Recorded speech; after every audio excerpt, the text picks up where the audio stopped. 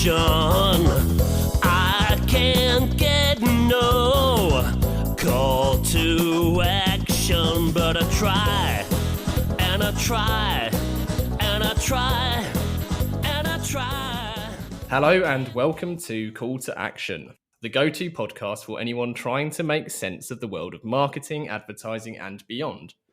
In an industry that is a minefield of utter bollocks, we aim to capture our heroes and allies from the front line to have a chinwag with. It's like Pokemon Go, with the single but vital exception that it's not a short-term bandwagon of shite. It's brought to you by Gasp, and I'm Giles Edwards, co-founder and MD. Today I've caught Liana Dinghile. A proud Londoner with a mix of Sicilian and Scottish heritage, Liana is a strategic consultant and business leader who has helped guide some of the world's most successful organisations. Prior to going independent, Liana was Executive Strategy and Development Director for EMEA at Siegel and Gale, working with the likes of Bayer, Sainsbury's, Argos and Hewlett Packard, and has also held the position of Head of Consulting at Rouge. Liana says it's about the balance of logic and magic.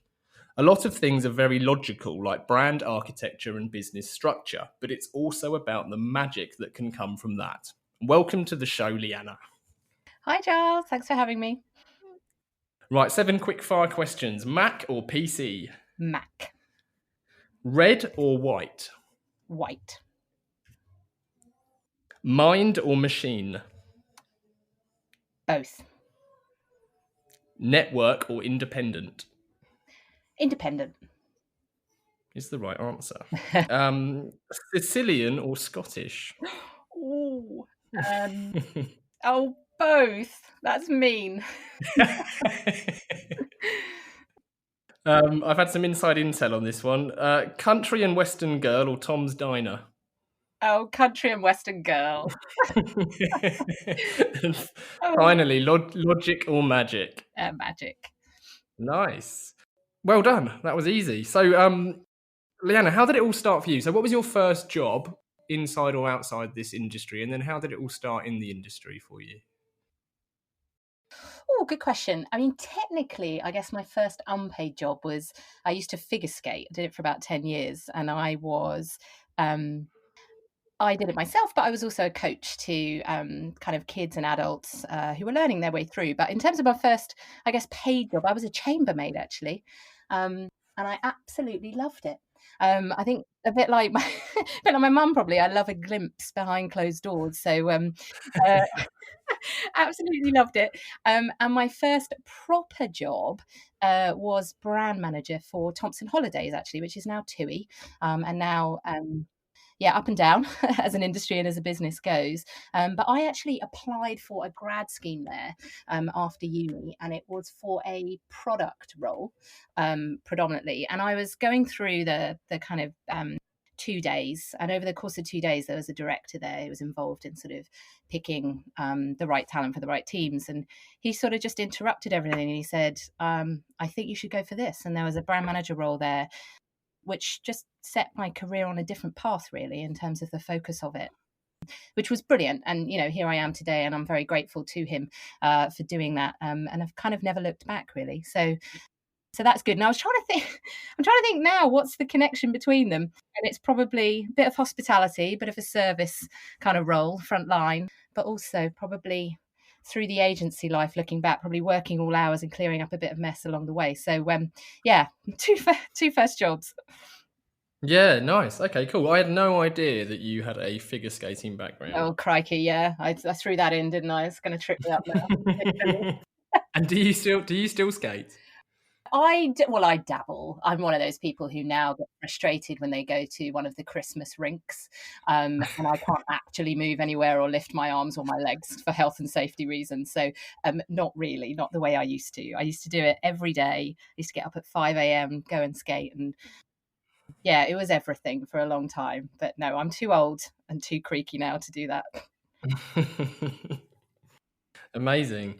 And am I right in saying you do also have a degree in management with tourism? So that industry was obviously a good fit from that perspective. Yeah, I do. I feel like I fall into most things, to be honest with you. There's very little that was given I'm a strategist, that's kind of weird to say, but there's very little that's deliberate about the sort of path. But even kind of going into a business degree with a specialism in sort of travel, I did German, I sort of added things to it. I always loved travel. I always had multiple cultures in my life.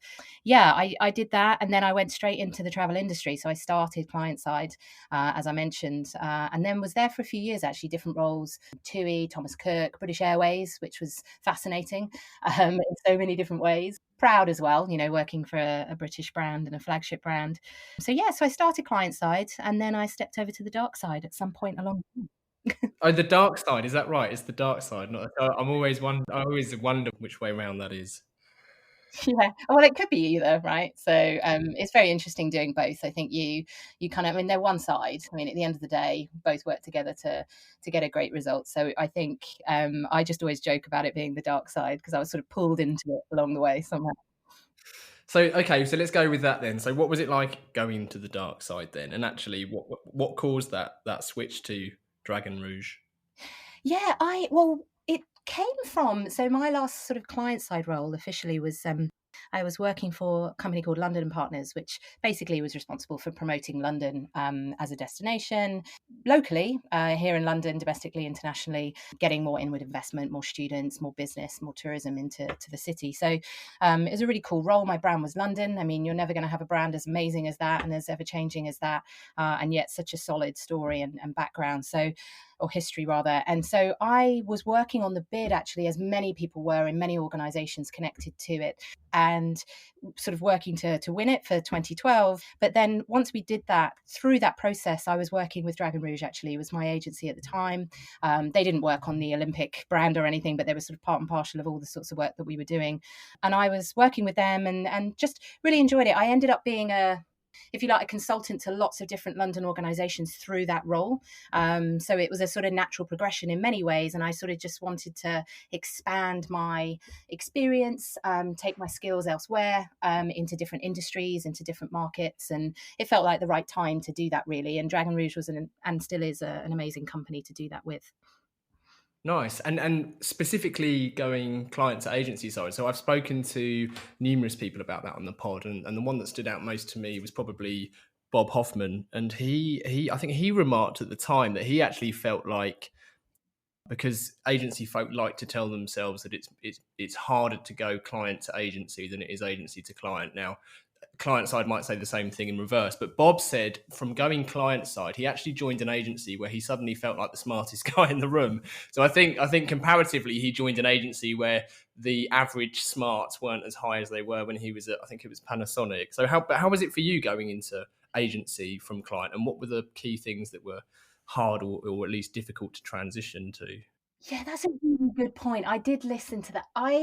Some of the hardest things, I mean, some of the things you realise are really important, I guess, are empathy is a really big one, which is probably expected to say, but that's the one that just over the last 15 years is really stuck out to me, and I've really noticed it when I've been working with different clients and what they value. I underestimated it though hugely when I went from client into agency. I sort of stepped over, and as I put it, and somebody said to me actually when I first started at Dragon Rouge, try not to go native too quickly. Try and remember that you do have that experience and that understanding of how to take a brand to market, what it's really going to take internally to get it through an organization, and so on and so forth. And they said, be careful to just keep taking a step back as you sort of transition into this role. And that was really good advice, because I did find that all the things I thought were just really obvious in many ways, and I just assumed everyone in the agency would get, they didn't. And so a little bit similar in a way to what Bob was saying. You sort of don't realize how valuable some of the experiences you've had are until you have to kind of apply them somewhere else and step on the other side. So there was that. But then there was also, I think one of the interesting things was not everyone, but quite a few people in the agency would sometimes expect you to have a crystal ball of what the client was thinking. What was it? What's in their heads? Well, I don't know. Just because I was a client and just because I have a degree of empathy in terms of how they need to do things, it doesn't mean that I know them and I know their business yet, just like you. So I think there's a little bit of it just doesn't work like that. So that was good. I think also just jargon. I love the way you're all about, let's rid the industry of jargon. And it confused me first. I think coming as a client, you sort of, when you're a client, you're almost like a little bit nervous to speak up and say, "What do you really mean by that?" But then when I got in there, I was like, "What do you mean? How many things can you possibly have?" So, I mean, yeah, the good thing was, I think Dragon Rouge were pretty. They're a great agency and they're really good at what they do. So no, I never felt like the smartest in the room. I just felt like I needed to remember what I could bring.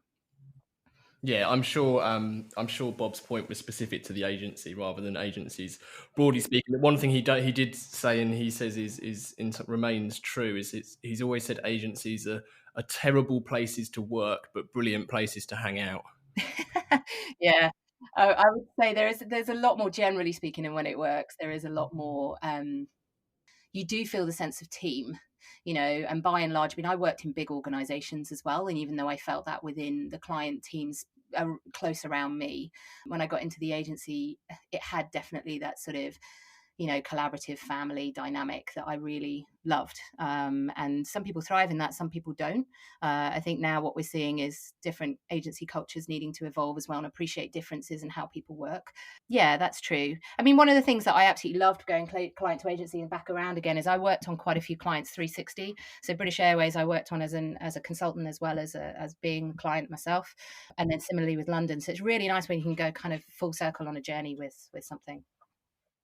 Yeah, no doubt. And whilst, like you said, people might expect you have a crystal ball, I think just having that empathy and understanding of what it's like in the other role or on the other side is hugely valuable. It's easy, and so I'm not pointing fingers, but it's easy, especially if you have only ever worked agency side and not had that sight of client side, to miss lots of things which are hugely valuable. Brian, who spoke on the podcast fairly recently, is client side, and he made us a great point on our pod where agencies can sometimes think that post pitch or post presentation that's it, and that the outcome should now be a yes or a no, you've won the work. But actually, the person you've just pitched to, the chances are they've got numerous stakeholders to try and convince as well. So actually, the agency is missing a trick by not giving them the tools or leaving them with further tools to help sell it in internally. Yeah, that's a brilliant point. And I think so true, and such a missed step and opportunity. And because, as always, and that's kind of what I think there's a psychology element to when you've been client side and you sort of understand how it works. There's a psychology element to getting buy-in, sort of to sort of socialize that around the right people, and actually in a way that gets you a decision. But the agency has a massive role to play in that, in making things simple, and in making things really, really buyable, and in really sort of, I guess, dialing up all the parts of why are we the best partner, why are we going to help you solve this particular challenge or this particular challenge. So yeah, I couldn't agree with Brian more on that. I want to specifically talk as deeply as we can really about strategy, because that is certainly one of your areas of expertise, but you just used the word simple, and I have a line from you which is that you are committed to simplicity. So you're preaching to the converted here, but what is it about simplicity that's so important, and do you think, broadly speaking, things are overly complicated in this game? So simple answer, yes, I do. Moving on. Simple answer would be yes, I do think things are overcomplicated in this game. And I think generally, actually, in life, I mean, when we look at any walk of life and in most industries, the quest for simplicity is what most brands, most CEOs would turn around and say, I absolutely want. I think there's a difference between agreeing with that and the no-brainer side of it to actually making it happen, and making it real. So I think my line is, it's always better and always possible. And I don't think I would have spent the best part of 8 years at Siegel and Gale if I didn't believe that, because their whole philosophy is still is simplicity and the value of it. So I don't think it's easy, though. I think it takes effort. It takes bravery as well. I think it's really interesting when there's a very big difference between simplistic and simplicity. And I think it doesn't take much bravery to be simplistic about things, to go for a minimalist approach, whether it be storytelling or whether it be design of a retailer interior or whatever it is. But I do think it takes bravery to sort of be bold and focus on the essential things. What really matters, what do people care about, what's utterly engaging, utterly exciting, how are we going to be creative with this in a really sort of single-minded way. It's not just bravery in terms of the output and the idea, but I think it's bravery in terms of on behalf of the client, because sometimes clients are going against the grain within their own business when they want to make a decision about whether it's a new campaign or a new product launch or whatever it is. And so bravery sort of throughout, really. But for me, it's about focus on what's important, cut out what isn't, shorten the distance between somebody being able to make a decision about your product, your service, your brand versus another. I think it's about celebrating the power of something in the most potent way, which I've touched on. Being clear with people, I think it's interesting now. I think the test of a brand simplicity is in the tougher times. And I think being clear what to expect and when things go wrong and how you handle a situation, simplicity shows up there too. How can you clearly communicate with a customer if they're not going to get what they want on time, or if there's a particular situation out there in the world that they're having to make difficult decisions about, whether it be a health pandemic or anything similar to that. So I think it's also about, I guess for me, it's also about, there's a lot of unnecessary complexity. I think people can hide behind it. If I think about particular industries, insurance, banking, you can sort of hide behind, oh, well, these are just the way things work, the sort of systems we have to work in. But actually, the braver brands are going after it, and they tend to be more tech-led of old, but they're going after it and they're saying, actually, no, let's look at how we can change that model and disrupt that and make things better for the customer. Yeah, there's quite a lot in there, but it's so important but so challenging too. Yeah, I think that's something that's easily missed as well. It's how difficult it is to be simple sometimes. And Dave Trott talks about people misunderstanding complicated for clever, but it takes real brains to make things simple, and that's certainly true. Yeah, and I think it's also about getting out of your own way. I think that's true of clients, that's true of agencies.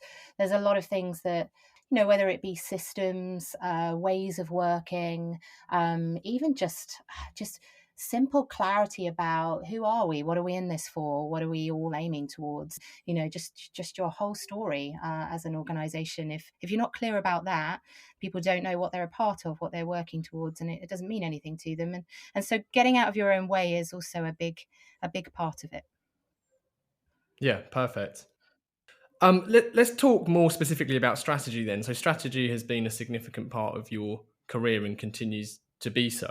We've asked this question to a few people, and actually I'm quite surprised sometimes how varied the answers are. So can I ask you, what makes for a good strategy? Well, some of the things I've probably said already: clarity, focus, and confidence. I think what is strategy? I mean, strategy for me is it keeps you focused on where you're heading. It keeps you on track. I mean, I've heard before, it helps you make decisions. It's sort of those parameters you need. Who are we? What are we in this for? Who are we targeting? Which markets do we want to expand into, do we want to serve? There's lots of sort of important questions in a strategy that are answered by a strategy, but ultimately being super clear on that, being very focused. Half the time being able to know what you're not is, and I've heard that said as well, know what you're not, stop chasing it. Know when to stick to what you're great at, and what your customers really need is the discipline within a strategy, which I think is really important. And when it isn't there, you can see it.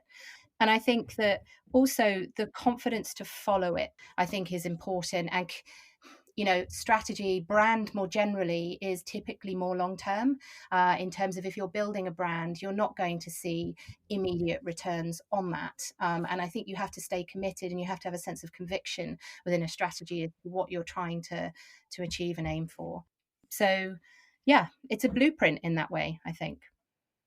Yeah, brilliant answer. And I liked your points about remaining disciplined and equally understanding what you're not, which is massive. I mean, people talk about whether you're looking at, say, target segments. Well, equally, you should be looking at segments that you're not trying to target. So understanding the not and using it as a way of making decisions is really, really important. Yeah, I think with brands as well, there's actually quite a simple formula behind getting it right. And I think if you can focus on, I mean, I always look at it in three terms, like authenticity, focus on what is distinctive, authentic about you. That's the bit you can feel confidence and own and defend. Focus on, combine that, if you like, with what is absolutely relevant to the people that you're trying to reach. Because, if it's not that, then I'm not sure what you're in it for. And then make sure that it's also different and or better than your competitors. But if you only have one or two of those, it's not going to work, and you're not going to be successful. So it's not all about beating the drum of what makes you distinctive. If it's not at all relevant, then you've got to realign that too. So, but yeah, I think if you get those things right, then you'll be firing on all cylinders and you're forcing a choice for somebody, which is what it's all about. Yeah. And are there any particular companies out there that you think get it right or even wrong? Yeah, it's interesting actually. I think it's quite interesting to see what, I guess, if you look in the sort of more big brand space like food and drink, McDonald's is sort of embarking on a very interesting strategy right now, really dialing up what it calls its distinctive assets and codes. And that new campaign, I actually think has an absolute confidence about it. It'll be very interesting to see how well it does for them. But in terms of really owning it and really sort of doubling down on what is McDonald's and what do we understand that to be, and building on all the cues of the product of McDonald's, the experience of McDonald's, and all the things that we come to know and love, I think is an interesting approach. We can't talk about McDonald's without me asking you about Burger King. Yeah, I knew you were going to ask that. Yes. I mean, again, I guess the connection between them is taking quite a bold move. It's you're talking about the Whopper, right? Yeah, I mean, I think you could probably pick out a few campaigns over the last few months in their eternal battle to position against McDonald's. It tends to be, I mean, positioning is relative, and I admire any company that positions against as much as they position for or to something. But the moldy burger, the moldy Whopper is obviously the most topical at the moment. Yeah, it is. I mean, they've always been pretty consistent to their position, I would say. So on that basis, I think they're sort of honouring that sort of Burger King, the second in line to McDonald's, and that sort of slightly annoying. I mean that in the nicest possible way. They sort of, Yeah, yeah, yeah, cool. as you say, sort of positioning against something. I think that what I loved about it, it was quite a sort of brave, honest move. And I think that it's, I mean, similarly, actually, Carlsberg, I really like the way that they went out there, and the probably not. I think that that's an interesting, honest move as well. And so taking on something that's become a bit of a sort of fad and actually really sort of, I don't know, shocking your audience a little bit through it is quite an interesting tactic. It's a difficult one. I didn't love it, but that's a personal point of view versus a sort of more expert point of view. I would say the other one I think is interesting is to watch what Starling Bank is doing. So a good example of a brand that has a good product, obviously came in to join a number of disruptors within the fintech and actually wants to shake off that label, and sort of see themselves and establish themselves as sort of a bank and an authority in its own right, which it absolutely is. So I happen to be a customer of Starling, so I find it more interesting than most. But I think they've got a great product to start with, and what they're now doing is obviously ramping up their brand building efforts. I think 5 years in, and their strategy right now is to really sort of, I guess, elevate the brand and also take a different. They've taken a different strategy to the likes of Monzo. So they're all about a higher value customer and actually building stability and sustainability into their business by having a very, if you like, focused target versus a more younger generation, which is potentially the way in which Monzo have gone. But also love what they've done with regards to Britishness, and sort of taking it on, instead of all financial brands being associated with a city, they've really sort of opened up that feeling of being a true British brand in a true national way. So I quite like the storytelling that's coming through that brand as well. But it all comes back to the thread of coming into a market to help people, and to be their partner and do things in a way that makes sense for them. So good luck to them. I think that just committing to brand building, given the nature of their business, is a good move. Yeah, funny enough, we have a listener question to come on to a bit later, which kind of touches on what you've just been talking about, but it's which is a good sign. I loved it when you just clarified your subjective opinion on something, and it was just your view, whether you liked it or not, not necessarily being relevant. And I think that's a really important distinction to make, and people can get too caught up in whether they like something. I was having a chat with a very talented guy called Steph, who runs a podcast called Let's Talk Branding, which is brilliant, and I highly recommend it. And he was talking about the subjectivity and whether people like things, and the best way of defining, or at least describing, the significance of liking ads in advertising was, do you like this parachute? Which is brilliant. It doesn't matter if you like it, it works or it doesn't work. And I think it's very easy to get caught up and have huge debates about whether an ad is good or not. And ultimately, only time will tell. And I'm referring specifically to the Mouldy Whopper there. Yeah, exactly. But also I think, and I would say this, being in the business of brand for so many years, it's so much bigger than the ad, it's part and parcel of, and you're absolutely right, coming back to that point on objectivity, and I think our role in on the agency side more generally, but also as a consultant to leaders within businesses, we have to listen, absolutely, but we have to be objective, and we have to give the best advice that we know, drawing on our experience and our expertise. And it's never about what you like and what you don't like. That doesn't mean you can't have an opinion, down the pub in your own life. But I think quite often the things that you think, oh, I don't like that, are actually very effective. So, but yeah, sorry, part of much bigger thing when it comes to brand. And so, I mean, the reason I called on Starling, but I could have called on, Aldi or Lidl, or the way they've approached their strategy, I think is very interesting. They kind of know who they are, they know the position they're taking, and they're really building into that. And it's bigger. It translates in store, it translates online. It's in their personality and their voice and everything that they do. And I think that's when a brand's really sure of itself. Yeah, and they clearly have their eye on the long term, which is another point that you made so well. Absolutely. Yeah. I used the term logic and magic in your intro, and I love talking about logic and magic. So, for the benefit of people who aren't sure what that distinction is, can you explain a bit more? Yeah, I mean, I think both. I mean, I said magic, right? But I believe both are important. I believe there is an absolute link between them. I think that I've come from, so for the last 8 years I worked at Siegel and Gale, and our philosophy is very much facts matter. They do matter. You don't remove all room for creativity. You don't stop taking leaps, but having a sort of grounding in facts is important. Who's your audience, what matters to them, what's motivating them, how are they making decisions, where do you stand versus your competitor. All of those things add up to giving you a clearer picture of where you stand and where you go. But I do think that if you start to remove the magic from something, you are just playing, I think it's Simon Sinek that always says, the finite game versus the infinite, but you're always just chasing. You're never going to be distinctive. You're never going to stand out for the right reasons. And I think it needs both. And particularly when you're an agency, when you're working through the process, you've got researchers, you've got strategists, you've got designers, you've got writers, you've got all these weird and wonderful people working on things. The combination of all of those skills and all of those perspectives are really important in a final result. Yeah. And do you think that by and large the industry relies too much on logic or magic at the moment, or is the balance evident? I think you can tell when it's one or the other. I think that very few get it absolutely right, but I'm not sure what that is. It's difficult. It's not an exact science. That's the very point. So but I do think you can tell when somebody hasn't thought about a challenge or a problem creatively or in an original way. I do think when you can see when they're just following the facts, they end up being like everybody else.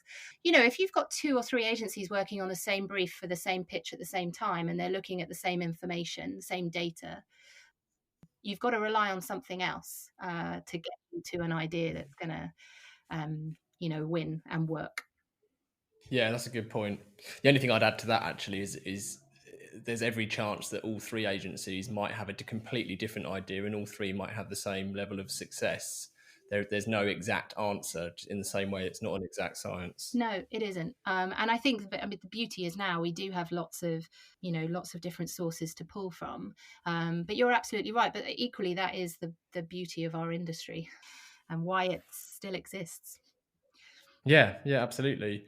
I know you also have been responsible for creating positive work cultures in general.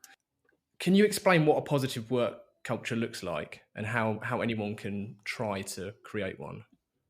Yeah, I mean, I think, well, I know in simple terms, a positive work culture, if you looked around, you would see a highly engaged workforce. And, that's true of all organizations, client agency, and other.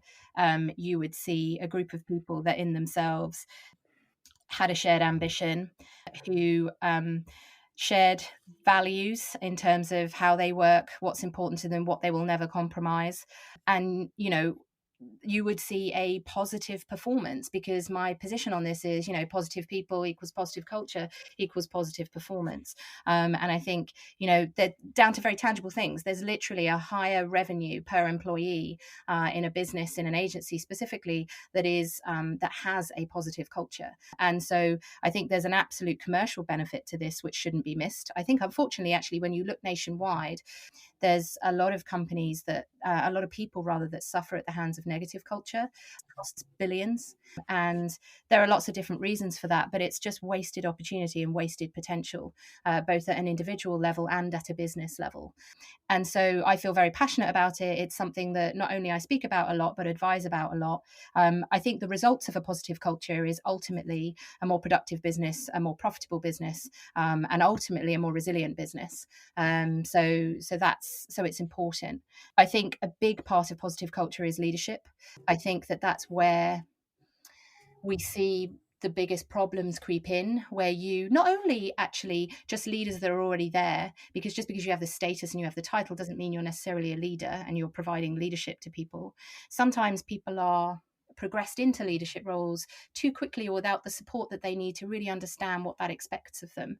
And therefore that has a knock-on effect to everybody that they guide, and that they bring through their careers as well.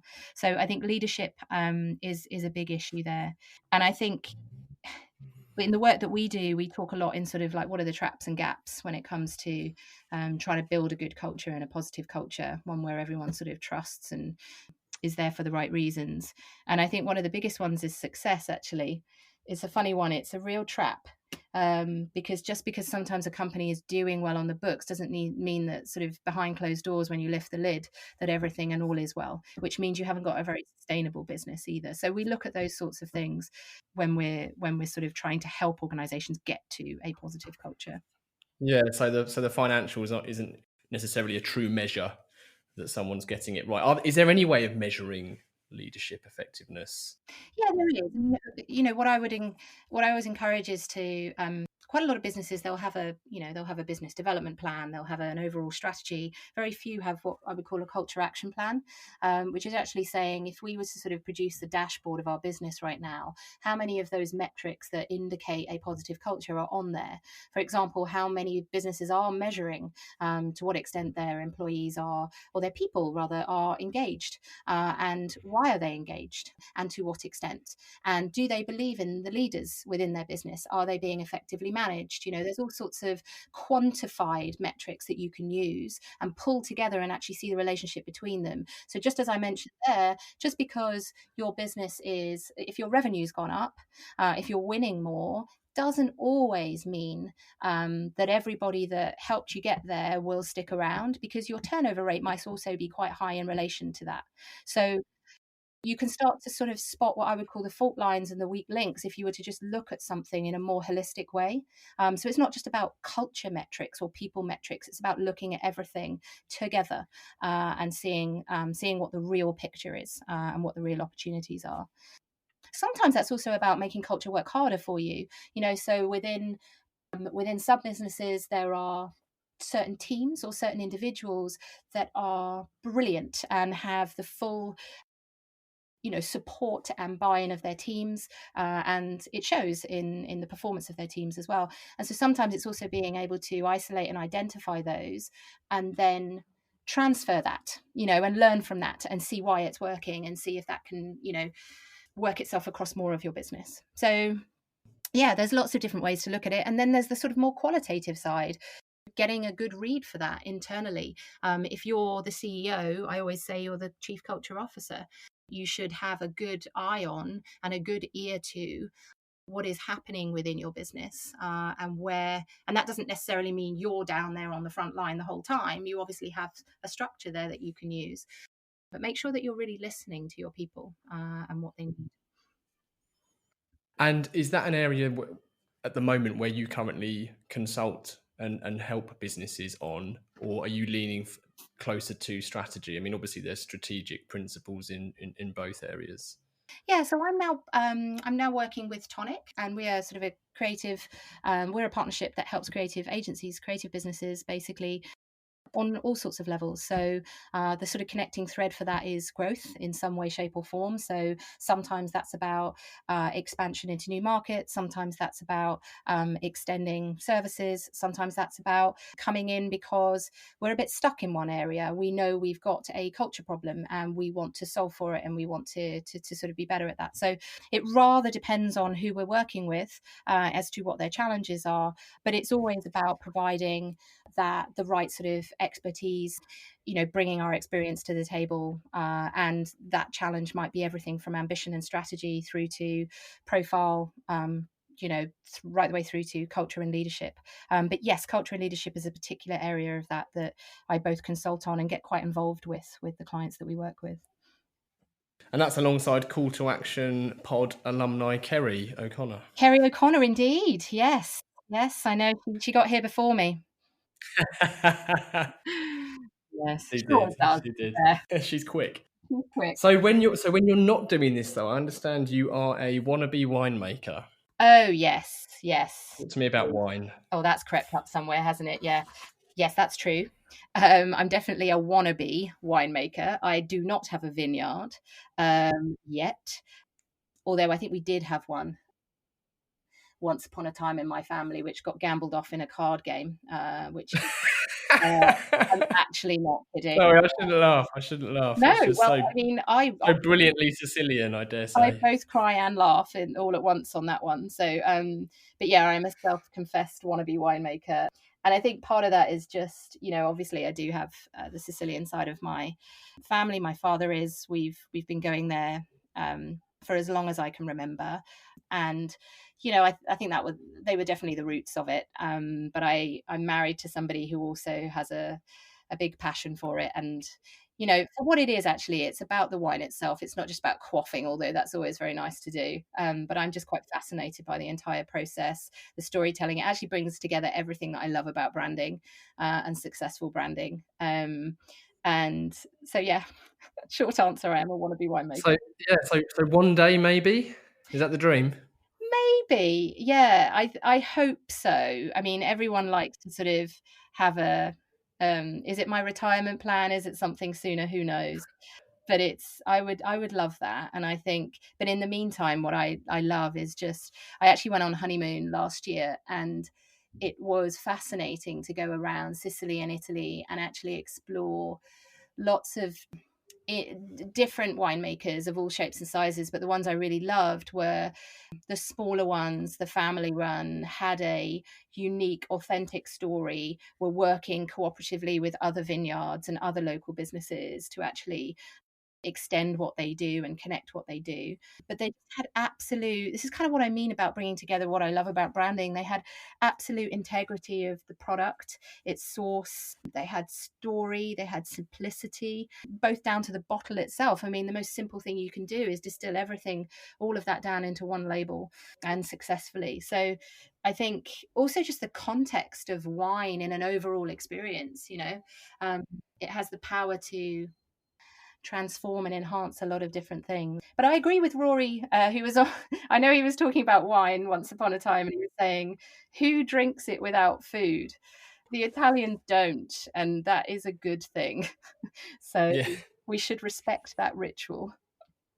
Yeah, well, Rory's also got some beef with wine. I think the way that restaurants lock you into drinking wine by offering red or white, you're locked into choosing a wine rather than gin. But there's that. But what's interesting? English wine is really interesting right now, and I've been learning a lot more about that over the last few years. But I think, not only have they not managed to find a name and sort of that, like Prosecco and like Champagne, that could kind of unify all the wonderful sparkling wine or English sparkling wine coming out of this country. But also, I think they got to British fizz, which was the sort of best of the bunch, which I could take issue with, but it would take some time. And but it highlights lots of different things. How do you establish something that's got the right, that sort of conveys the right things about what English wine is all about, the quality of English wine, at the point in time at which it is becoming and already is a viable alternative to what we all know already with Champagne and Prosecco. So as a branding challenge, I think that that's quite interesting in itself. Definitely. Do you have a favourite wine before we move on? Oh, well, my favorite type of wine on the red side is Amarone, which is just so rich and wonderful, and it's just a complete experience in its own right. So that would be my favorite. I daren't pick a vineyard for fear of a backlash, but yeah, I would say Amarone is definitely my favorite. And is that easy to get hold of in the UK? Yes, I mean, as with all wine, just because it's easy to get hold of doesn't mean necessarily you can get hold of the best of it. But you can definitely buy it in your local shop. Perfect. Well, I will include, if you can, maybe after we record, send me a link to a particular favourite of yours. I'll include that on the episode links. Yeah, I mean, for our wine fans listening, my favourite overall kind of region, and it's just so expected, but I absolutely love Sicily. I just think I was going to say, it's not Scotland, is it? It's not Scotland, although, good on Scotland. It has so many other products that it should feel and does feel very proud of. But Sicily is just a really fascinating wine region. And I think, you're seeing a lot of experimental winemakers, and a lot of them, it's another thing to sort of wanted to touch on, are women. And either because they are daughters and nieces within family businesses that have come through, they're very entrepreneurial, very experimental, and sort of following some of those journeys. And I met many of them across my trip last year as well, and have written about quite a few of them. So that's quite fascinating. But Sicily generally, if you are not drinking Sicilian wine, explore.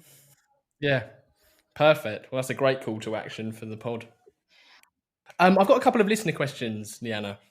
Mm-hmm. So, asking the general public for their opinion, be it on Brexit or boat names, is notoriously fraught with danger, but we still have two to put to you. So, number one, and this is the one I referred to earlier, actually, is from Hannah, and it's come in the last couple of days, actually, off the back of last week's episode with Phil Barden. And she says, I heard on a recent Call to Action episode with Phil Barden that he thinks the best thing a brand manager can do when joining a brand is, quote, nothing. We all want to make our mark, but changing strategy and can play with important memory structures. As a previous brand manager, do you agree or have any additional advice for budding brand managers? Ooh, that And just to add some context, Phil was talking about that, that kind of human want to make change. And often when you start a new role and inherit a brand, you might have a kind of instinct to make changes when actually you really need that consistency. Yeah, I mean, the first thing I would say is I think it depends on, so broadly, yes, I would agree with that. I think, and I actually touched on something similar earlier when I went agency side. It's a similar thing, being able to take a pause, take a step back, look at things objectively versus sort of just straight away, conforming. So it's the same principle. I would broadly agree. The only thing I would say is it rather depends also on the brand and the company and where it's at. Because it could be that you are taking on a brand that needs immediate attention. So there's a dynamic in there that is probably the only variable. But generally, yes, I would agree. I think the tendency for us to feel like we have to make a mark when actually, it's the if it ain't broke sort of principle. Why? It's not about you. It's not about you as a brand manager. It's about protecting the integrity of your brand, truly understanding that. And that takes some time, understanding how it exists within an organization as well, how it's managed, and how it's understood externally with its audience. All of those sorts of things you should really make an effort to tune into before you start tinkering. Yeah, that makes sense. I mean, I think to kind of paraphrase you, it's kind of diagnosis dependent, isn't it? So that if something needs fixing, it doesn't mean you don't fix it. Yeah, absolutely. I think it's about context. It's about, I think as a brand manager, though, specifically in terms of advice to brand managers, back to some other things that I've said as well, a brand is a very important asset. So treat it with that respect. So I think it's not, you would never change something lightly, in other words. Yeah, great answer. Question number 2 is it's very clever how Mark has worded this question. So he says, it's a bit tongue in cheek, I think, but I still feel we should answer him. He says, you follow Simon Sinek on LinkedIn. I'll start with why. Very good. He's someone who divides opinion, I think, like Gary V, is fair to say. Yeah, I mean, but that's the difference between, I think it depends how you interpret the following. I also regularly read newspapers and blogs of people I don't agree with. I think the only way you can truly understand a position and a point of view is to tune into it. And so because I follow him doesn't necessarily mean, and definitely doesn't mean, I agree with everything that he says, or even just the way in which it is pushed out there. I think he has some valid points. I do think it's interesting what he says about the finite and infinite. Just in principle, I think that's interesting as an attitude to take into business. But no, we're not best buds or anything. No.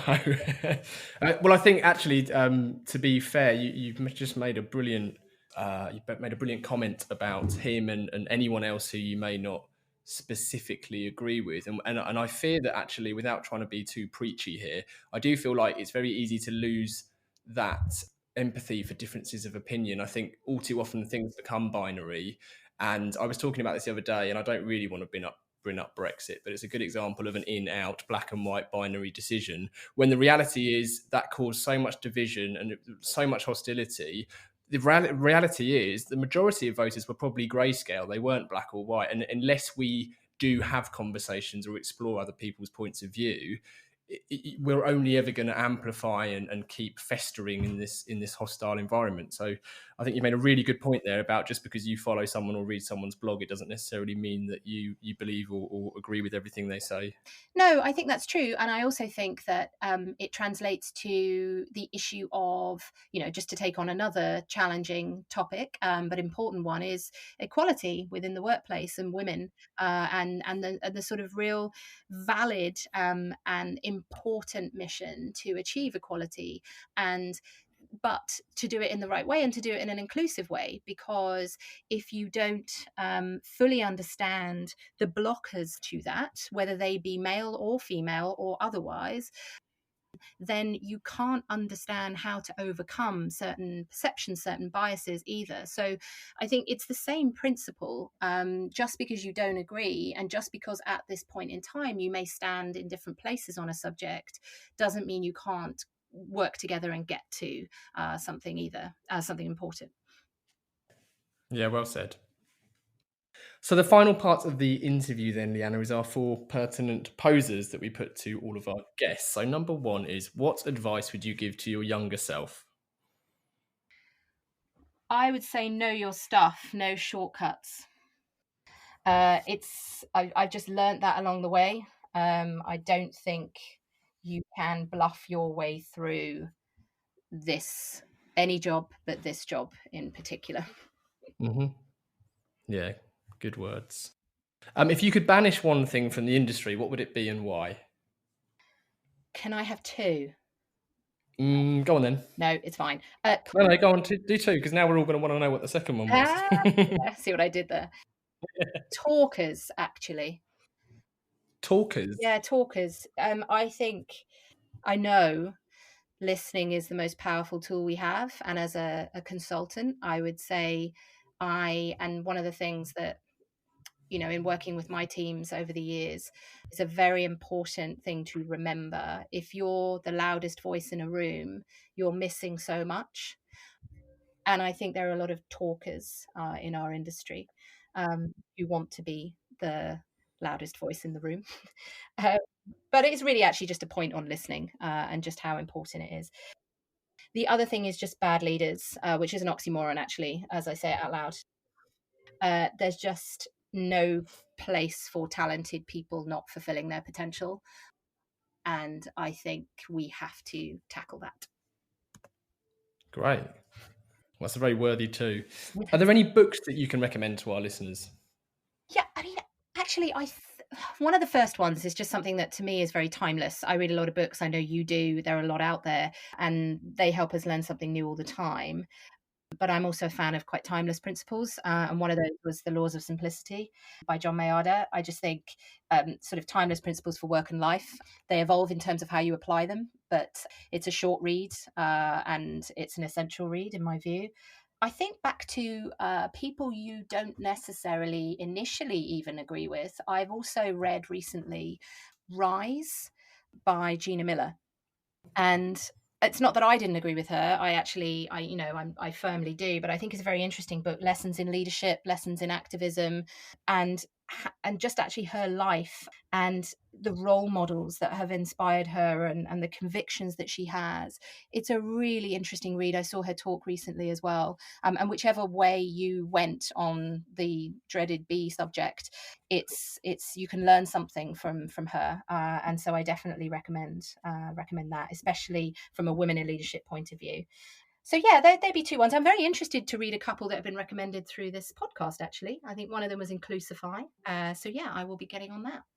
Yeah, we've had such a amazing range of books from. The usual few crop up that, funny enough, I would also recommend. So this isn't a criticism, but the Dave Trotts and Rory Sutherlands of this world. I do recall Murray Calder sharing some more sci-fi books, and I think it's nice to actually get some non-industry recommendations at the same time. But no, there's been plenty, and I know Rise certainly hasn't come up before, so I'm going to check that one out.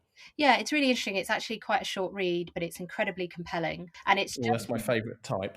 Yeah, it's really compelling, but it's also just, for me, it's also the embodiment of simplicity. It's very clear. Her position is clear and very well articulated and very well reasoned and balanced. And I think that anyone who can do that with quite complex subjects gets my respect. So For sure.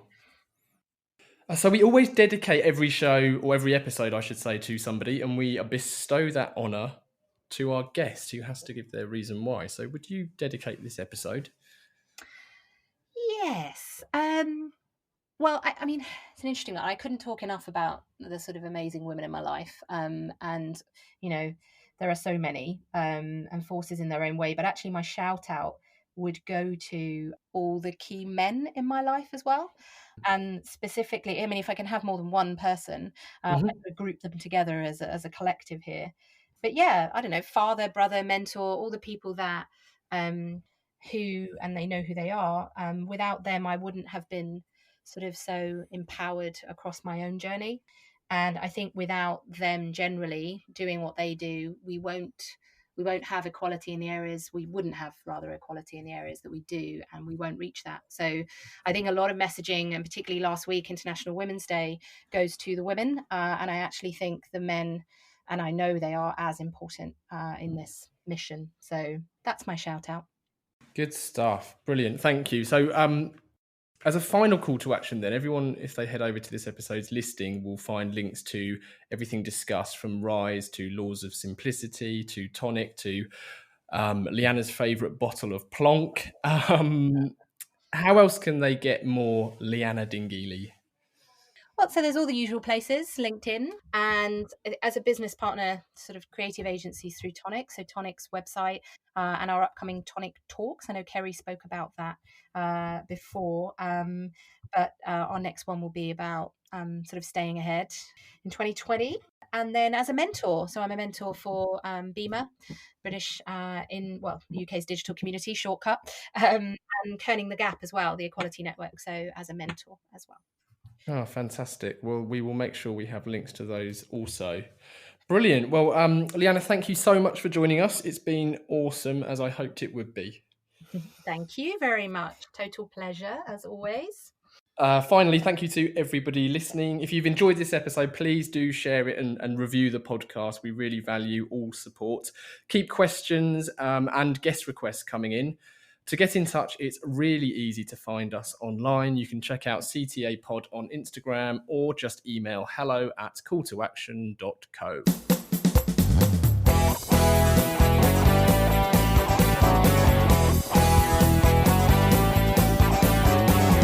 I can't get no call to action.